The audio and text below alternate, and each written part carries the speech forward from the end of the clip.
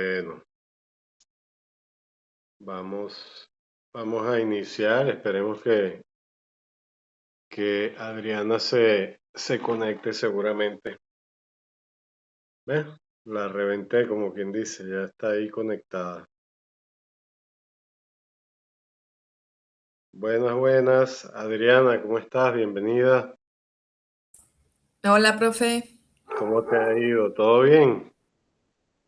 Todo bien, gracias a Dios. Ah, qué bueno. ¿Cómo las ha tratado la lluvia? Ha estado fuerte, ¿no? Ha estado un poco fastidiosa, sí. Está bien, está bien.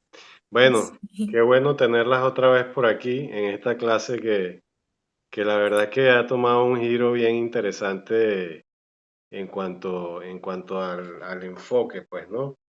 Y lo digo porque en la última clase y revisando el material que me enviaste en la clase anterior, hoy estamos a 16 de abril, me quedé pensando sobre el material que envió Adriana, Natalia. Me quedé pensando sobre el tema de cómo las edificaciones están siendo tratadas desde el punto de vista histórico, pues, ¿no? En esa clase hicimos un repaso sobre un poco, perdón, el tema estratégico militar, la evaluación de ciertas características y variantes morfológicas y espaciales de lo que llamamos castillos o fortificaciones.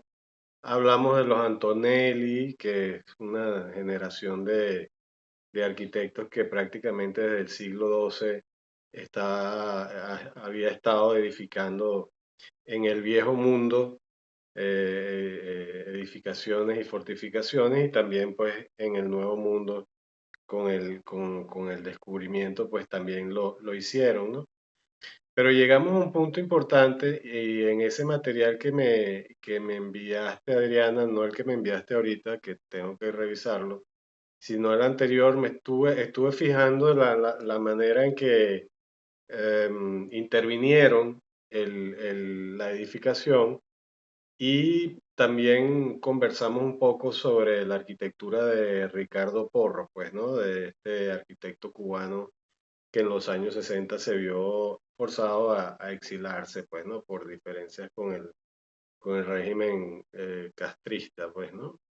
Entonces, todo eso me quedó en la mente y de verdad que al igual que en el Castillo o Fortificación San Carlos Borromeo, donde se hicieron una serie de intervenciones, me quedó esa sensación de que el tema de la arquitectura del Caribe tiene muchísimo que ver con el tema de la restauración y de la preservación histórica de las edificaciones que son patrimoniales, pues, ¿no? Y que le comentaba en la clase pasada que estaban listadas en el IPC, que es el Instituto de Patrimonio Cultural, y que, bueno, regían una serie de normas sobre la intervención de estas edificaciones.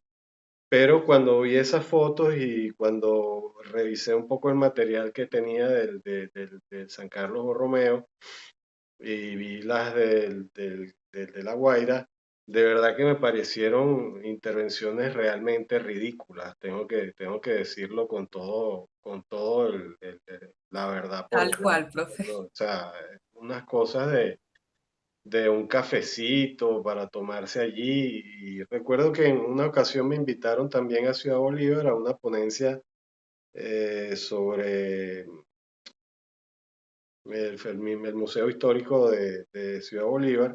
No recuerdo sobre qué iba la ponencia, pero también me pasó exactamente igual. Nos llevaron a una fortificación allí o a un lugar histórico, no recuerdo exactamente. En realidad Ciudad Bolívar está preservada y ha sido objeto de ciertas restauraciones interesantes, pero también era una cosa como un café con unas sillas y algo como muy burdo, pues, ¿no?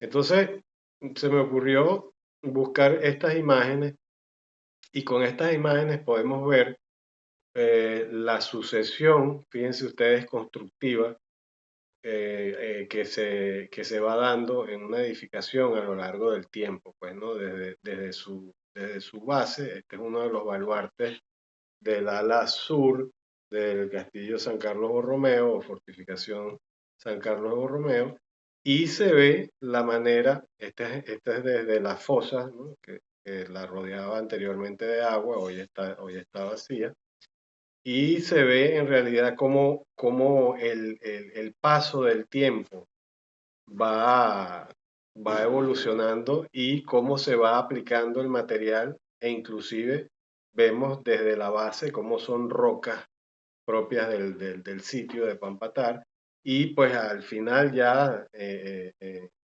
la sucesión de capas vemos cómo se utiliza el ladrillo, pues, ¿no? Fabricado en sitio, ¿no? Y entonces esto lo que indica es que realmente los constructores de estas fortificaciones realmente sí tenían una responsabilidad de la cual nosotros aparentemente en Venezuela carecemos, ¿no? Y eso que tenemos una escuela importante en la cual yo me formé en la maestría, que es que va a versa sobre historia y restauración, pues, ¿no? Del patrimonio y la restauración es un tema que ha sido bastante tratado y sin embargo te encuentras con estas cosas fuera de control cuando en el pasado se denota que los patrones o la tipología de defensiva militar era respetada inclusive hasta ser culminada independientemente del material con el que fuera construido, pues, ¿no? Entonces es interesante ver cómo la fortificación se desarrolla a lo largo del tiempo y cómo puede existir y puede coexistir la modernidad con la tradición. Pues en este caso, en esta fortificación, aquí sigue, se ve, se nota inmediatamente la línea también constructiva e inclusive se ve que hacia la parte norte, es decir, hacia la parte que da al mar, el material es de una característica distinta de este baluarte si no me equivoco, sí, es sur. Sur, déjame ubicarme bien. No. Sí, suroeste y noreste, aproximadamente hacia el noreste. Se ve que hay la utilización de otro tipo de piedra, pues, ¿no? Entonces, eh, tenemos que retroceder un poco en el tiempo y comprender en toda su magnitud cómo fue ese proceso de construcción y la responsabilidad que tenemos como profesionales al ver y estudiar esta materia de la preservación de ese patrimonio, pues, ¿no? E inclusive el patrimonio moderno, del cual repasamos un poco esta arquitectura de Ricardo Porro y les dejé allí un documental para que lo vieran, es muy interesante, porque también corresponde a una etapa de la arquitectura del Caribe, pero relacionada y vinculada con la modernidad. En este caso, el castillo San Carlos de Borromeo, la fortificación militar San Carlos de Borromeo, fue sujeto de unas intervenciones en el sector donde se añadió un anfiteatro al aire libre dispuesto inmediatamente de forma colindante con con la edificación, pues, ¿no? Pero independientemente de su carácter moderno, porque esto fue hecho aproximadamente en los años 70, 75, ¿no? Por esa década, vemos que la intervención del anfiteatro respeta totalmente la presencia de la fortificación, ¿no? Entonces, realmente hay una conciencia y hubo una conciencia porque la declaratoria de patrimonio histórico del centro y del casco histórico de Pampatar fue hecha en los años 80, es decir, hubo un momento en el tema de la restauración de la obra y de la conciencia del entorno histórico, eh, de que era necesario pues determinar su construcción y establecer las determinantes para su futura expansión como centro histórico, independientemente de la estilística que se utilizara, pues, ¿no? Porque puede ser, como en este caso que vamos a ver en este momento, puede ser perfectamente moderna, pues, ¿no? Y aquí estamos viendo la implantación de esta anfiteátrica que sirve para eventos públicos de tipo cultural, e inclusive políticos, ¿no? Pero vemos cómo ella, esa intervención se deprime en el sentido de depresión topográfica, ¿no? Y más bien la escalinata resalta o realza el telón de fondo que viene convirtiéndose entonces el fortín o el castillo San Carlos de Borromeo, pues, ¿no? Entonces, esa conciencia de preservación de la historia es también importante porque pertenece a la arquitectura del Caribe y de cómo ella pues es manejada en distintas épocas y en distintos tiempos, ¿no? Estas fotos las conseguí por allí de cuando hice ese estudio. Y entonces eso me llevó a pensar un poco en, en presentarles hoy, más allá de seguir analizando el castillo defensivo de la Punta de La Habana, con el malecón, analizar el tema formal de los baluartes, de todos estos asuntos que si bien son importantes, no le estoy restando importancia, pienso que es de sumo interés sembrar en ustedes ah, esa idea de que la intervención de la obra patrimonial o del patrimonio construido proveniente del siglo XVII, 1600, ¿no? Luego del cataclismo de Nueva Cádiz, estas fortificaciones estaban en construcción, pero la responsabilidad que tenemos como arquitectos en el momento de intervenirla, pues, ¿no? Y me parece interesante seguir por ese rumbo. Y en ese sentido, escogí un trabajo que es verdaderamente fascinante porque está realizado por el arquitecto Rogelio Salmona, que lo vimos lo he dado en la materia de historia de la arquitectura latinoamericana contemporánea y venezolana. Esta obra de Salmona y de la mano del restaurador colombiano Germán Telles también, ¿no?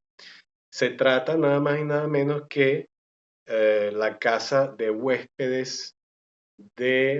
eh, de huéspedes ilustres de Cartagena de Indias. Esto está ubicado en Colombia, ¿no? Hay una parte de Colombia que pertenece al Caribe, pues, ¿no? Y tiene también y tuvo también una importancia dentro del circuito defensivo que analizamos, Adriana, la clase pasada, pues, ¿no? Todo el tema de la triangulación de lo particular y luego la Sí, me triangulación, acuerdo, profe. sí, de protección en toda la magnitud ya prácticamente desde La Habana. Inclusive en la parte sur de Florida hay también vestigios de fortificaciones y como, bueno, el cinturón de las Antillas estaba dominado por corsarios y piratas, pues, ¿no? Pero Cartagena de Indias, además de ser una ciudad muy, muy hermosa, muy bella, es además patrimonio de la humanidad declarada por la UNESCO, ¿no? Igual que la ciudad universitaria de Caracas, ¿no? Entonces, vaya, menuda responsabilidad al trabajar y al intervenir en este tipo de edificaciones patrimoniales, ¿no? Sobre todo cuando se trata de la UNESCO, porque la UNESCO no es que solamente te da el título patrimonial de la humanidad, sino que además te exige a lo largo del tiempo la responsabilidad en el cumplimiento de lo que detalla ese otorgamiento de patrimonio cultural de la humanidad. Pues no es que si no es simple y llanamente un título que lo colocan allí en una oficina y nombran a los responsables, sino que hay una comisión que tiene que velar porque eso, ¿no? Esas restauraciones y esas intervenciones de ese patrimonio se cumplan de acuerdo al protocolo establecido, ¿no? Entonces, no estamos hablando de un simple otorgamiento, sino que estamos hablando de una responsabilidad que prácticamente trasciende generacionalmente, pues, ¿no? Y eso es muy importante de saber y de reconocer, tanto desde el análisis histórico, que es el que ayuda al restaurador a armar el rompecabezas de lo que va a intervenir, pues, ¿no? Entonces, la casa de huéspedes ilustres de Cartagena fue diseñada por Rogelio Salmona, el arquitecto colombiano Rogelio Salmona, entre 1978 y 1981, en conjunto con, como les comentaba, con el restaurador Germán Telles, ¿no? Ya ahí entonces empezamos a ver cómo la arquitectura defensiva que estaba establecida allí se convierte también en patrimonio y hay la dupla y la unión entre el arquitecto Salmona, un arquitecto de, digamos, de tradición moderna, habiendo trabajado con Le Corbusier, regresando luego a Colombia para de alguna manera implementar la modernidad a través de la utilización del material autóctono, en este caso del ladrillo colombiano, que es de una altísima calidad y de una variedad infinita en cuanto a gamas, tonos, colores y formatos, pues, ¿no? Entonces a Rogelio Salmona le encargan junto con Telles la construcción de una casa de huéspedes en las ruinas que habían quedado como remanentes de la defensa marítima de esta punta que casualmente se llama también Punta de Manzanillo, ¿no? Como lo hay también en la isla de Margarita. Y pues la ciudad de Cartagena de Indias es una ciudad prácticamente fortificada, ¿no? Con muros, pues, ¿no? Y entre que se edificó entre 1697 y luego tuvo intervenciones sucesivas que consideraban el tema de la intervención como lo vimos un poco con el San Carlos de Borromeo. Entonces, lo que existía aquí únicamente era un lugar original amurallado que servía para la defensa de la costa caribe de Colombia y que fue destruido por invasores corsarios franceses, ¿no? Entonces, que de alguna manera llegaron y lograron penetrar allí y destruir todo esto, ¿no? Entonces, lo que quedó fue un almacén, que es un poco la casa que se visualiza aquí al fondo. Quedaron algunos vestigios de muro y encima de eso y en conjunto, entre trabajo en conjunto con el restaurador, se propone nada más y nada menos que una edificación de una casa de visitantes ilustres, pues, ¿no? Nada más y nada menos. Entonces, el compromiso del respeto por el patrimonio es la base y es la génesis de este proyecto. Por eso me pareció tan importante traerlo a colación, porque cuando uno lo ve de buenas a primeras y estudiando un poco la trayectoria de Salmona, que lo pueden revisar luego en las redes, te das cuenta que realmente es un arquitecto de la plena modernidad, pero que de una forma muy respetuosa se acopla y adapta su diseño de 7 patios, constituido por 7 patios, ¿no? Y luego se vincula a el almacén que quedó en pie en la punta de la costa de Manzanillo, pues, ¿no? E inclusive en el aspecto de la materialidad, de la tectónica, de la composición, de las secuencias espaciales, Salmona incorporó los vestigios existentes o los testigos, como se diría a nivel de restauración existentes, y los incorporó a un diseño que lo veremos luego a nivel de planos para que ustedes se hagan una idea de la forma de la intervención. Pues, ¿no? Entonces, básicamente, además, tuvo una idea muy brillante que fue la de utilizar la superficie, la cubierta de esa nueva edificación propuesta para poder observar toda la costa, la parte territorial de Cartagena y la propia edificación en sí que se dispone alrededor de este patio que se ve aquí, en donde estoy haciendo una aproximación allí, un zoom, pues, ¿no? Entonces, digamos que hay un respeto por el tema patrimonial, independientemente del momento en que fue hecho. Pues, estamos hablando en 1981, plena posmodernidad, ¿no?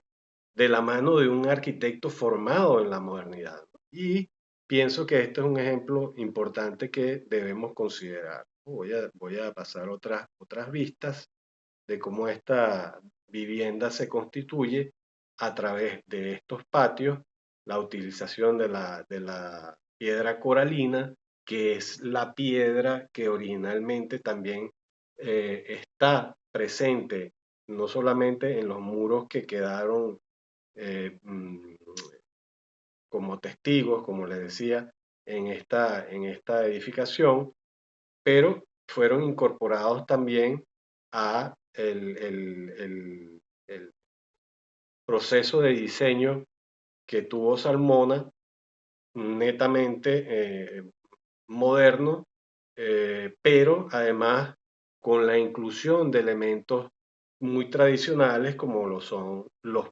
7 patios que lo constituyen, y además incorporó un tema muy interesante, que es el tema del agua, ¿no? Hay un correr, un hilo de agua que va, digamos, atravesando cada uno de los espacios de la casa y te permite no solamente refrescarlo, porque realmente es un sitio cálido y húmedo, pero te permite al mismo tiempo generar sensación y te permite también generar orientación dentro del complejo que se estructura alrededor de este patio interno. Esta es una imagen muy elocuente, pues allí tenemos parte de los vestigios originales de la roca, que es la que está como más oscura, y luego la anexión de este tema de patio que va a constituir todo el tema tipológico proyectual que desarrolla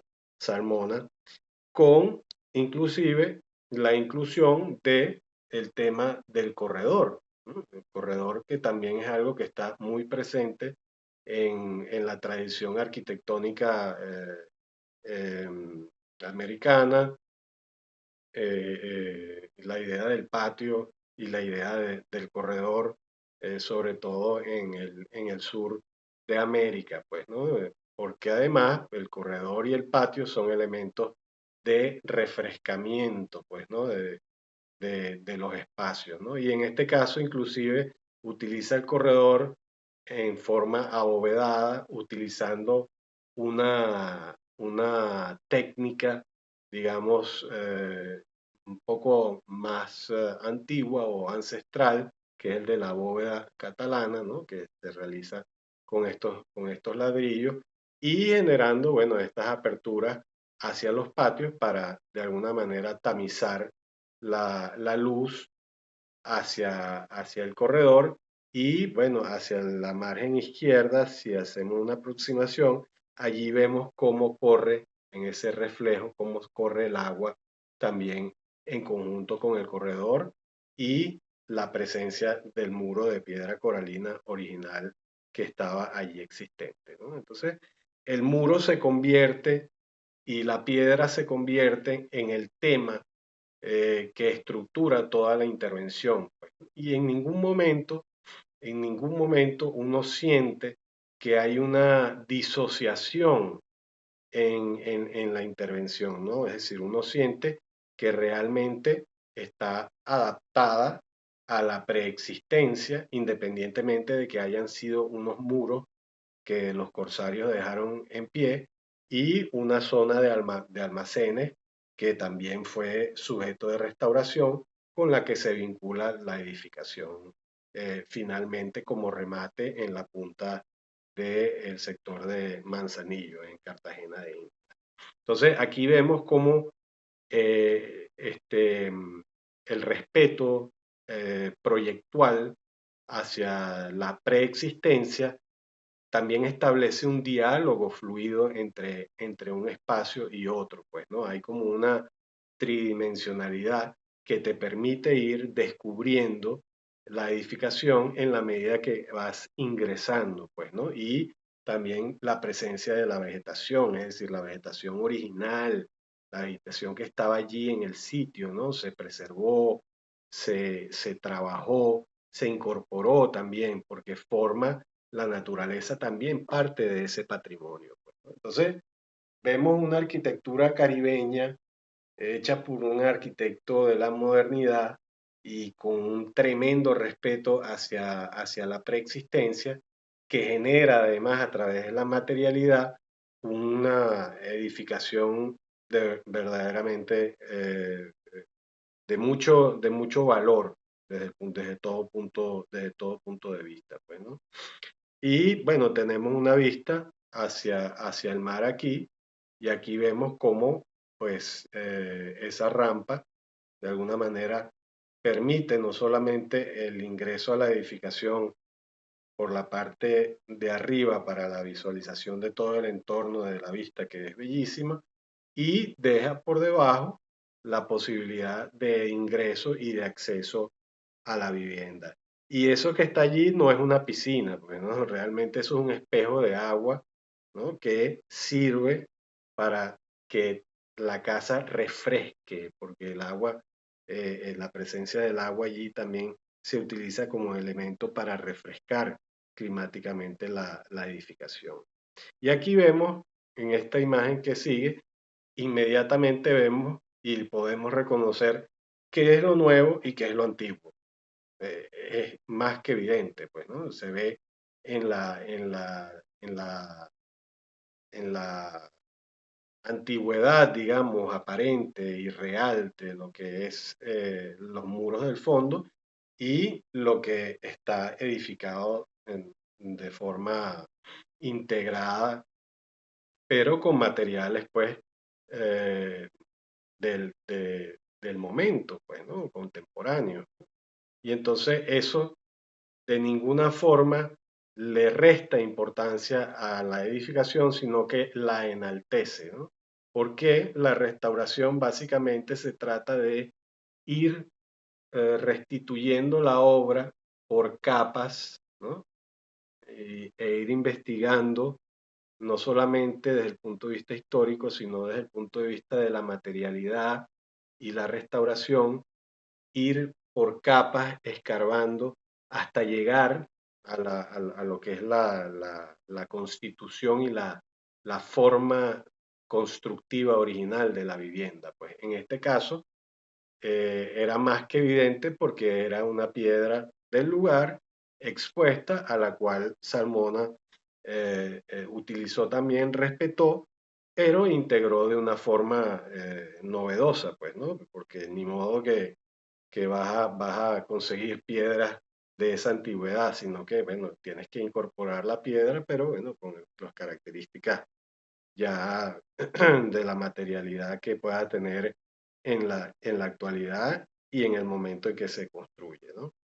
Aquí tenemos un detalle de ese tema recurrente del agua como hilo conductor a través de esta casa de 7 patios que es realmente compleja de entender así por fotos. Hay que ir, visitarla y allí más o menos es cuando uno se puede ubicar, ¿no? Y vale la pena indagar en ese tema. Aquí tenemos otra vista también de acceso por uno de los patios que están inmediatamente en el ingreso a la vivienda. Fíjense que se hace el ingreso en diagonal, esa es una de las características muy típicas en las propuestas de Salmona, pero vemos hacia la margen izquierda, vemos las características de la preexistencia, ¿no? En ese muro que se ve cómo el tiempo ha hecho su trabajo sobre él, pues, ¿no? Pero allí se mantiene, permanece y se complementa con la propuesta arquitectónica y la materialidad. Aquí tenemos nuevamente la vista general y al fondo pues lo que quedó de esa fortificación. Imagínense la debacle que hubo allí y cómo los franceses destruyeron esa, esa edificación de una manera feroz, dejando solamente esa pequeña edificación al fondo que es un almacén de apenas 117 metros cuadrados, pues no dejaron para nada, ni para más nadie. Aquí hay otra vista hacia la costa, un poco borrosa, porque es una foto antigua, y entonces aquí también se ve inclusive cómo la edificación se, mm, se prácticamente se entierra, ¿no? Igual como el ejemplo del anfiteatro, ¿no? Ella prácticamente se entierra y se hunde dentro de la naturaleza un poco como para inclusive pasar desapercibida y darle más bien valor y presencia a lo que es su entorno y a lo que son las preexistencias, pues, ¿no? Como es ese borde que ven ustedes que está próximo al agua y como lo son los muros que de alguna manera se avistan, ¿no? Y se pueden percibir a través de la vegetación que se abre un poco en el sector del acceso, pues, ¿no? Y aquí se ve un poco la implantación en la punta de Manzanillo, ¿no? Fíjense que inclusive tiene hasta una pequeña playa interna, ¿no? Y imagínense cómo debió haber sido esto cuando estaba totalmente construido, pues, ¿no? Es decir, una fortaleza, una fortificación impresionante y con una ubicación muy particular. Entonces, con esto lo que quiero dejar sembrado es que si bien el tema de la arquitectura del Caribe se vincula con lo militar, está muy bien, eso digamos que hasta el siglo XVII o mediados del siglo XVIII, pues fue una práctica común el tema de la protección, ¿no? de las costas, tanto de Venezuela como de Colombia, Panamá, Cuba, Puerto Rico, Dominicana, ¿no? El sur de la Florida, en todos estos sectores, el tema militar fue la constante, ¿no? Pero es interesante también luego de esa reflexión eh, de la caricatura que vimos en el castillo de La Guaira, en la fortificación de La Guaira, vemos cómo realmente se debe cometer un trabajo de restauración, pues, ¿no? Y darle una resignificación al lugar, al sitio arquitectónico, preservando las características originales, pero incorporando un poco el diseño moderno, el lenguaje de la modernidad, pero sin un rol protagónico. Pues el rol protagónico lo tiene el espacio y los valores del trópico, ¿no? Y de cómo se integran en la propuesta y el hecho de mantener prácticamente sin tocar el único vestigio, ¿no? O testigo que queda allí, que es ese depósito allí en la punta, pues, ¿no? Inclusive al fondo, aquí al fondo se ve, fíjense ustedes, al fondo se ve aquí que hay un helipuerto allí, es decir, puede aterrizar un helicóptero y hay inclusive un muelle que se hizo, ¿no? Apartado para que también pudieran llegar embarcaciones. Porque aquí, pues, los mandatarios colombianos han celebrado en muchas ocasiones convenios bilaterales con los países vecinos y pues no solamente se trata de la responsabilidad de la restauración de una edificación, sino de que también es un elemento que viene a ser parte un poco de la dinámica social, cultural y política de Colombia en este caso, ¿no? Y de gran relevancia porque, bueno, pues allí todos los mandatarios que de alguna u otra forma han pasado por allí, pues se toman fotos en esta edificación, la foto típica, ¿no? De los presidentes allí reunidos, cuando se hacen este tipo de actos eh, políticos, pues, ¿no? Entonces, además, representa una importancia desde el punto de vista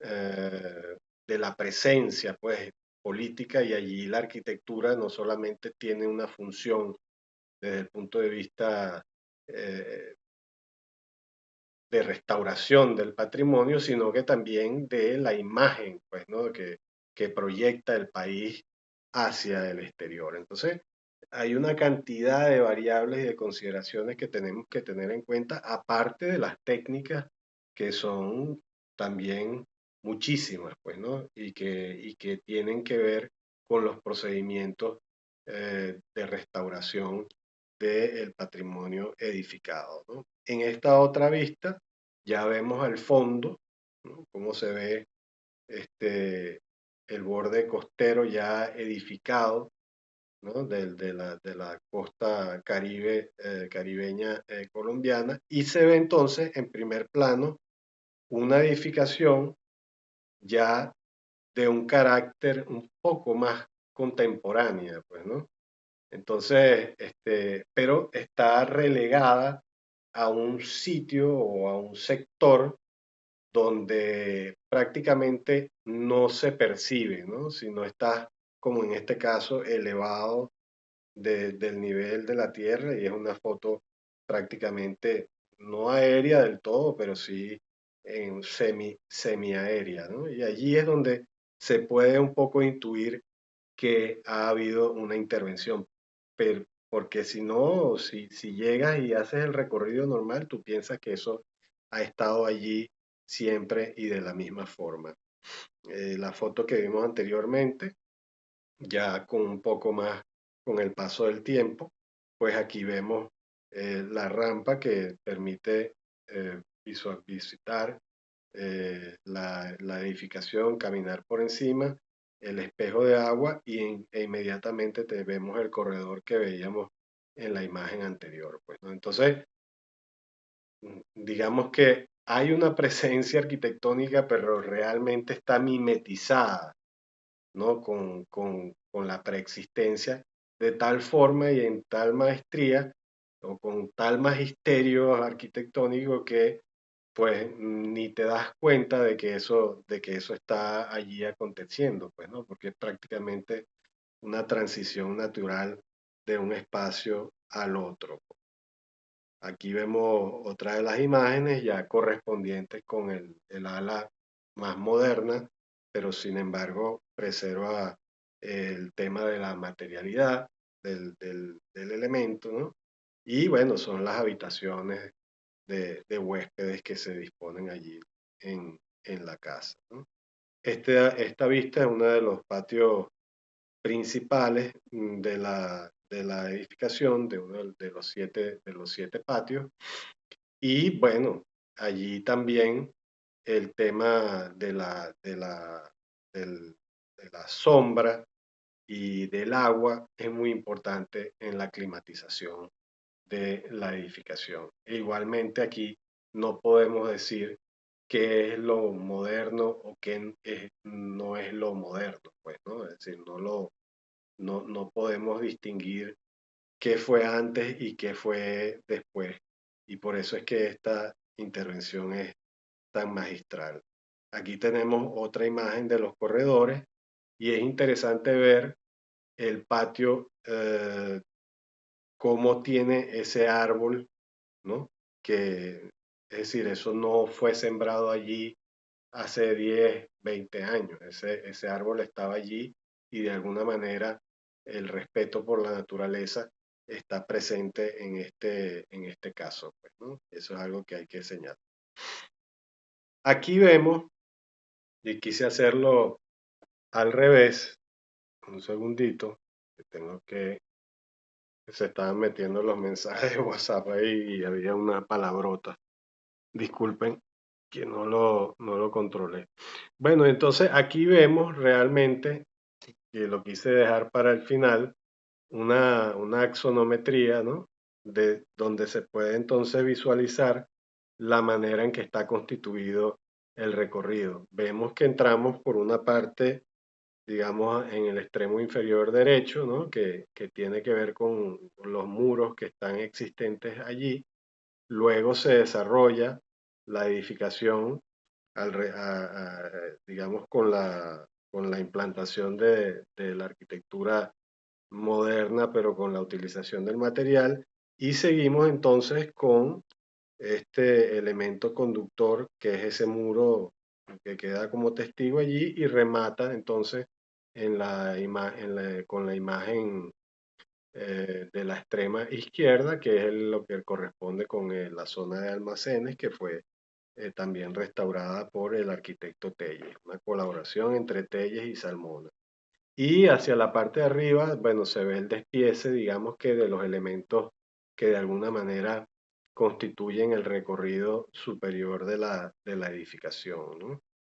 Aquí vemos una planta de techo muy, muy bella, muy bien elaborada.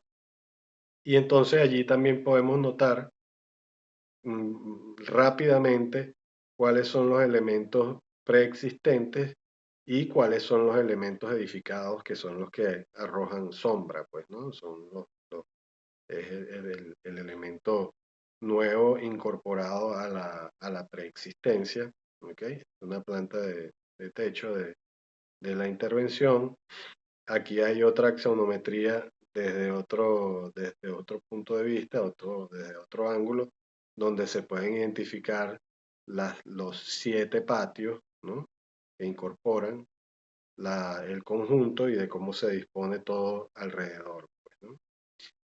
Y bueno, aquí también sucesivamente podemos ver cómo la edificación se va despiezando y se va configurando, ¿no? Ya luego lo pueden ver con más detenimiento con el video cuando lo cargue. O bueno, también lo puedo colocar allí como material de, de apoyo, material de apoyo o darle ingreso a través del Drive, pues, ¿no? Entonces, bueno, me parecía interesante afrontar el tema de la arquitectura caribeña, en este caso, desde la modernidad, el respeto de la tradición, la visión de lo que debe ser una intervención a a una edificación patrimonial y la estrategia de proyecto para que la intervención, pues, de alguna manera se vea fluida y respete los procedimientos establecidos para el trabajo de la edificación patrimonial, en este caso la Casa de Huéspedes Ilustres de Cartagena. ¿Ok? Entonces,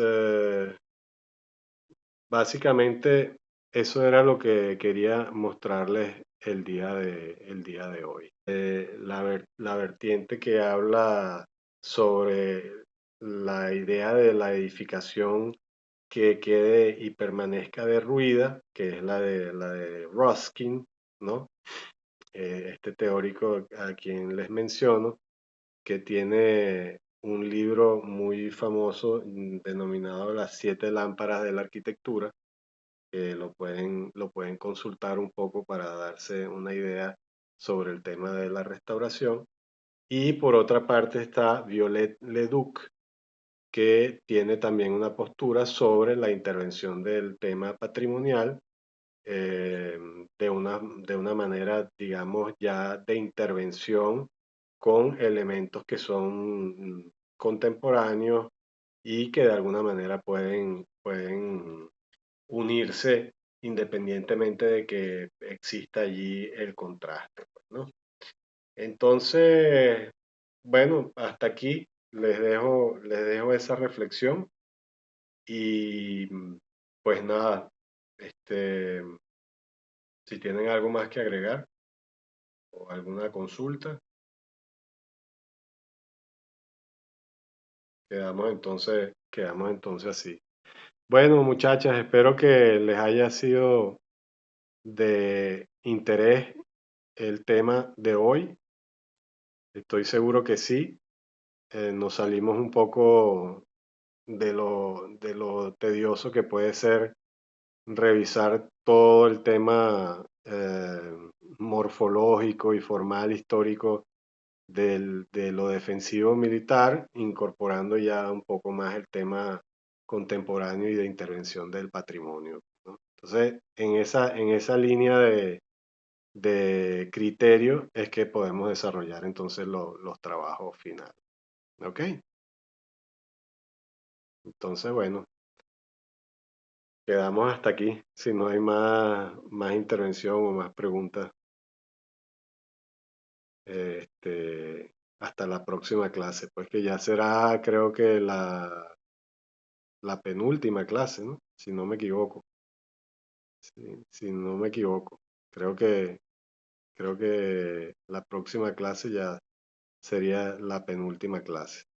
Y nos quedaría una semana para cargar el ensayo final, pues, ¿no? Este, y el proyecto que llaman, ¿no? Proyecto y el ensayo final. Son dos cosas que están allí discernidas, pero una es consecuencia de la otra, pues, ¿no? El ensayo final es la parte escrita y el proyecto, digamos, podría ser lo que ustedes proponen para la revitalización del, del castillo, por ejemplo, Santa Rosa como centro de atracción turística, investigar un poco cuáles son los criterios que se manejan en ese nivel y bueno, y ahí desarrollar alguna temática que pudiese recomendar acciones a tomar, ¿no? Y entonces, bueno, allí se complementan los dos. Bueno, entonces